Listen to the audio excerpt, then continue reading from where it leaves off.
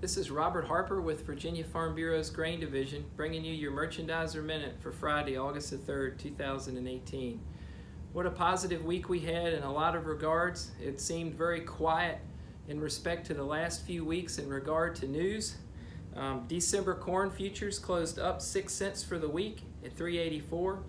November soybean futures closed up 8 cents for the week at $9.02. And September wheat, your old crop contract, closed up 23 cents for the week to close at $5.56 in Chicago.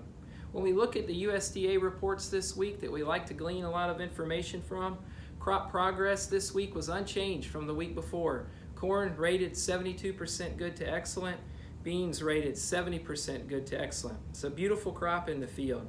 We're way ahead on crop progress than we were last year. Export loadings for the week, Japan and Mexico were the top destinations. Corn and beans came in above average on volume, and wheat came in as expected. Thursday mornings, remember, we get the export sales report. That's what was sold the previous week. We saw Japan, Taiwan, and Germany being our biggest customers, and corn, beans, and wheat all came in with expected volumes. One thing that did hang heavy over the market in this area this week was a lot more cancellations from China on new crop bushels. The volatility that we saw in beans this week was positive. We had a news announcement about China and the U.S. beginning to talk about having talks again, and that alone got the speculator in Chicago buying, and we saw beans up 28 cents in one day's trade. We had more announcements of tariffs. Us against China, China against us, and it seemed like the market is just learning how to digest that information. Make sure you're continuing to look at the USDA Drought Monitor map. It comes out every Thursday. Great graphics there, a lot to learn.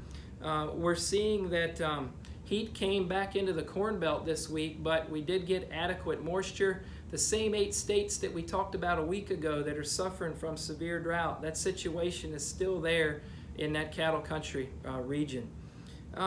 We did see on Monday's crop progress report one interesting fact, not only the excellent conditions, but the corn crop is as mature as it's ever been on this date. Very early maturing crop. So for next week, what do you need to look out for? Friday, August the 10th is the crop production report from USDA.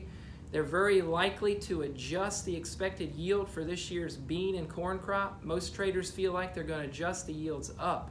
So keep that in mind as you're thinking about pricing. Give us a call if we can help about local basis. I think it's a good opportunity right now if you have corn production that you know you're going to have to move September, October, to go ahead and get those basis, the basis part of your price locked in now. And remember, this week we did make the highs of the year on wheat futures for July of 2019, and consider pricing some of your next year's wheat production. Again, this is Robert Harper at Virginia Farm Bureau. Give us a call if we can help.